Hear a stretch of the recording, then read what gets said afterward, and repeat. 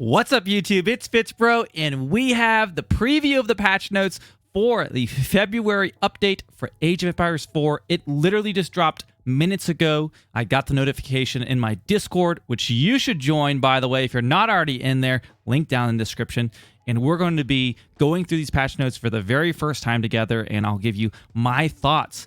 As always, as soon as this patch comes out, you can expect I'll be streaming it live on Twitch and making plenty of YouTube videos with brand new strategies. If you haven't already hit that subscribe button, please do. We're working towards 10,000 subscribers, and I have been uploading AoE4 videos every day so far in 2022. Okay, let's get into this.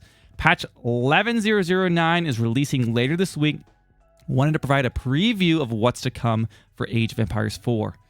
Okay, we're focused on responding to a number of items you've brought to our attention. Okay, we have a few hints what those might be, right? This time around, we're making some general changes to Siege. Oh boy, oh boy, oh boy. To ensure there's sufficient counterplay.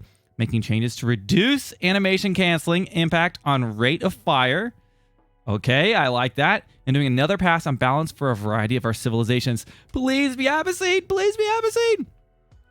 Read on for a full list of patch notes. Okay, I'm already excited. I mean, we kind of knew this from our last patch and the developer Twitch stream that this could be happening. This is exciting. Yeah, as always, if you update, beware of your saved games, etc., etc. I won't have those replays. They're not final and subject to change, so this might not be actually what goes out this week. Let's get into it. General. We made improvements to the animation canceling issues called out by players. But with this patch, units can no longer easily perform faster attacks than intended by issuing a move command after attacking to cancel the cooldown between hits. Developer note. When playing AoE4, we want players to feel like a general and spend most of their time making important high-level strategic decisions. Very interesting. So they're calling out, like, they kind of want you focusing on the high-level macro decisions versus, I guess, the smaller level micro of these attack move animation. There's more work we're doing to ensure that we fully meet this goal. You know that I have really disliked animation canceling, so it'll be exciting to see how this actually works when this is released. Fixed a bug where palisade walls can no longer be targeted. Yeah, the walls are always weird to click, but yeah.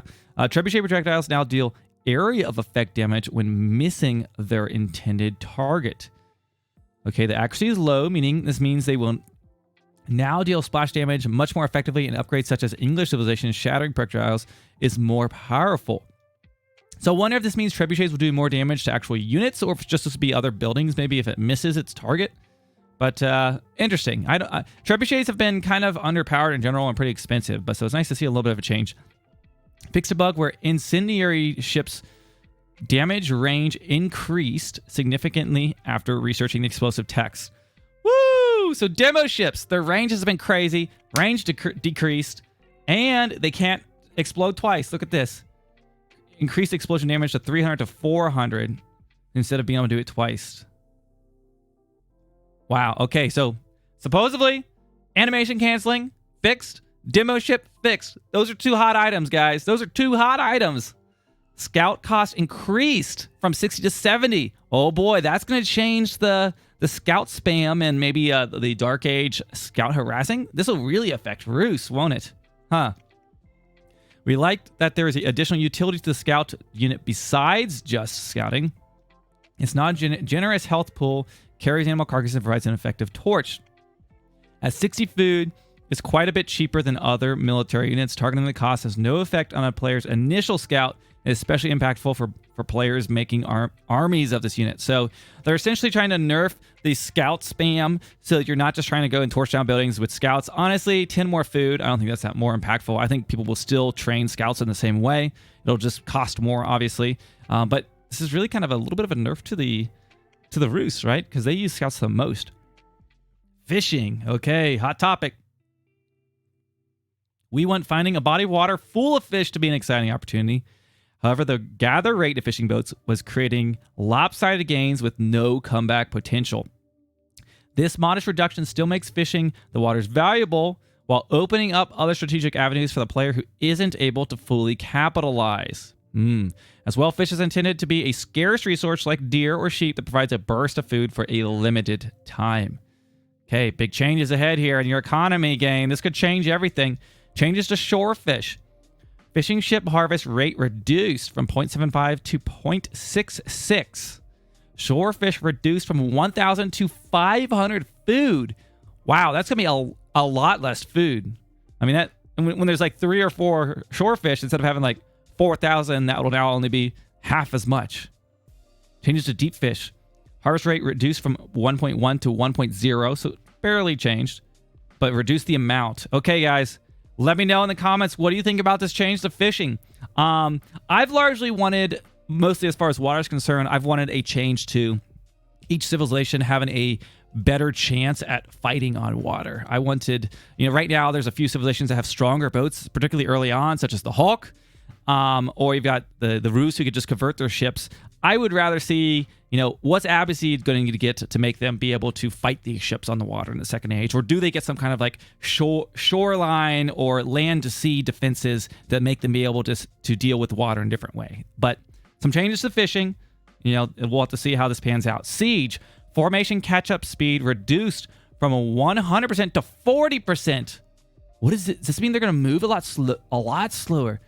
When units in formation reposition, they can get a speed bonus. This value maxed out at 40% for infantry and cav. Siege units, they were moving faster, and this can make them difficult to chase down.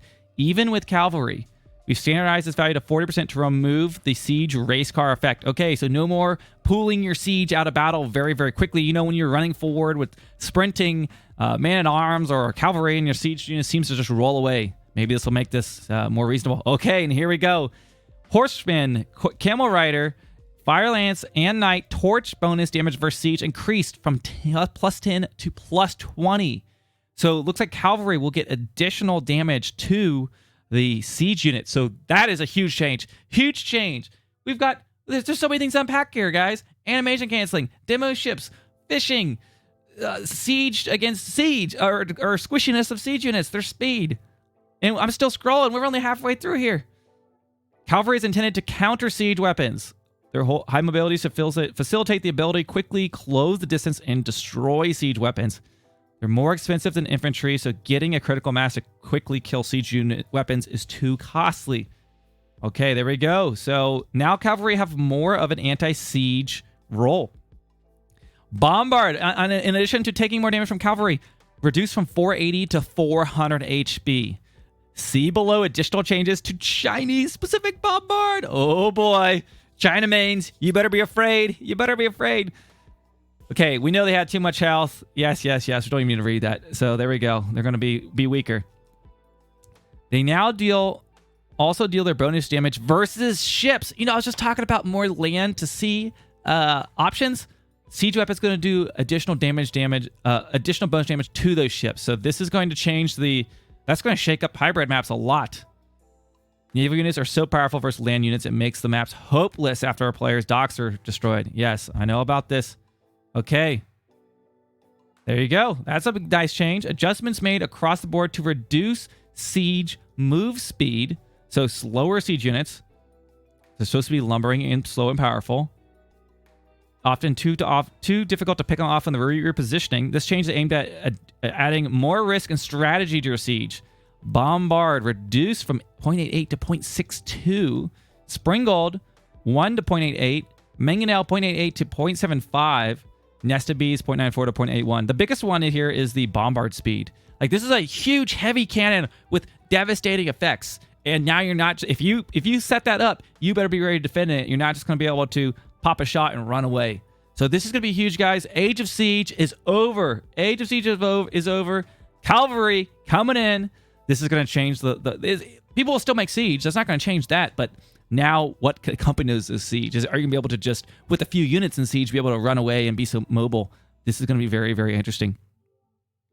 Abbasid Dynasty specific changes. Please be camel buffs. Please be camel buffs. Age up time reduced from 120 to 105 for every age. You know what? I always feel like Abbasid's age is so slow, and I get caught in this age up all the time, especially to 3. That is nice. Okay, that's a big change. That's a big change. Because they can't speed up their construction time. Okay, this will be a big buff to them, right? Because that means you get fresh foodstuffs earlier in the feudal age. Wow. That's going to be nice. That's going to be a nice bonus to the Abbasid. And Delhi, shared changes. Increased explosive detonation from 1 to 2 titles. Okay, yeah, because they were bugged out, the explosive dowels for both these civs. Their damage increased. Okay. The Dow is by far weakest of the arrow ships. Oh, the Dow damage. That's the arrow ship. From 8 to 10. So +2 attack for that. We've increased its damage to be competitive with options of other civs. You know, I just was talking about this earlier on this video, and now I got to eat my words a little bit. They're giving some viability to other ships. Now, is the Dow going to beat a Hawk? I don't know about that, but this is going to help. Berry harvest bonus increased for both of these civs. I mean, Delhi Sultanate, if you guys have not paid attention, are maybe one of the best civs on the ladder right now. They've even taken over from Mongols here on many days. So they're getting a 5% boost. I'm liking to see this for Abbasid, but Delhi's going to be even stronger. Berry carry capacity increased. That's a huge buff to both these civs. Okay. Many players prefer to taking sheep over berries because it saved villager walk time. Okay. Honestly, I feel like Abbasid could use this. I'm honest. I don't feel like Delhi needs any buffs at this current time. So I'm a little worried about it. This is just going to make Delhi even stronger.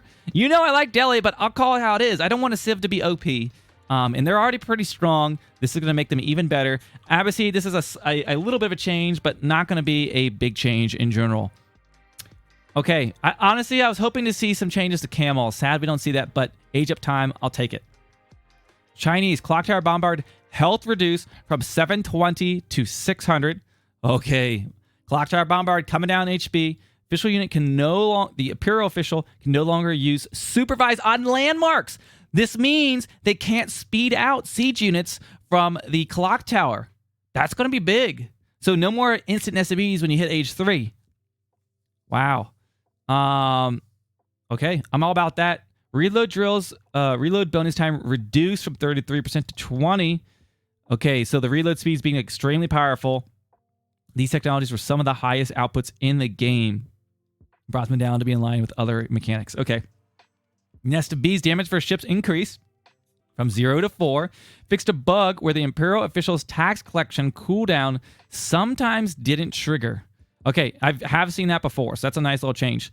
You know, the only thing I am noticing, they haven't addressed the repairing of Siege. I feel like that's a big item to be addressed, and that might be something missed here. We'll see. HRE, Prelate base speed moved from 1 to 1.12, so a little bit of a speed boost there for the Prelate. They are intended to be repositioned within the economy, as well as move the army to heal and buff units with inspired warriors. Increasing the movement speed helps prelates perform both their roles more effectively. So HRE mains should be happy about that. Fitzy here, my brother, he's going to be happy about this. Inspire cast range increased from 3 to 4 tiles. Another prelate buff. HRE main's going to be happy. Mongols. Several changes to adjust rating. So that's the resources you get when you light a building on fire. Mongols getting lots of resources for burning enemy buildings allows them to snowball on early lead with no hope of comeback. Getting resources from burning a building allows Mongols to create more troops to burn more buildings. Okay, base level of raid ability reduced from 50 to 25. 50 to 25 resources. Raid bounty upgrade bonus decreased from 75 to 50. Okay, so bringing back how much bounty you get from raiding. Raiding bounty, the improved rating is from 100 down to 75. So the max raid they can get now is 75. They're going to be starting off with 25 and can upgrade to 50, or I guess from 75 to 100. Okay, or to 75.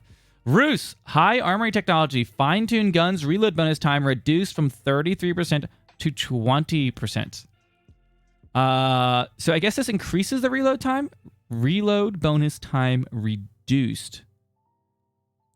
I think that means that they will load slower. Somebody will have to fact check that for me in the comments. I would have to verify. But anyways, hey guys, we're here at the what's next. But these are huge. There's so much. Demo ships, siege changes, Chinese siege being reduced, siege being slower, siege attacking water, fishing rates. We've got Abbasid buffs. We've got, I feel like I already missed something. Animation canceling, that's a big one. I mean, this is wild. And now we've got, let's check out the final. What's next? With the last 2 patches, we've been focused on responding to many of the prominent balance and bug-related elements you told us would improve your experience. Okay. Did they mention anything specifically? Not seeing anything specific here. Okay. For those of you who want to join us in the ranked season preview last week, thanks. Okay, we appreciate your feedback. Still refreshing these elements. Okay, finally, we really wanted to answer a question we've heard a few times now. Will AoE4 have a public update preview? The answer is yes. So PUP is coming. You'll get a preview now. We'll be continuing the journey. The definitive edition has started. Okay, nice to see. Known issues. We know many of you participated in the 1v1 preview. Okay, there you have it, guys. Lots of changes for Age of Empires 4 coming this week. We're just here in the second week of February, and I'm excited for this patch to drop. Let me know in the comments below, what is your favorite update? Is it the animation canceling? Is it Siege? Do you dislike any of these updates? How about those Abbasid buffs? Woo! Okay, guys. Hope you enjoyed this game, and I'll see you over live on twitch.tv/FitzBro later today. Thanks for watching.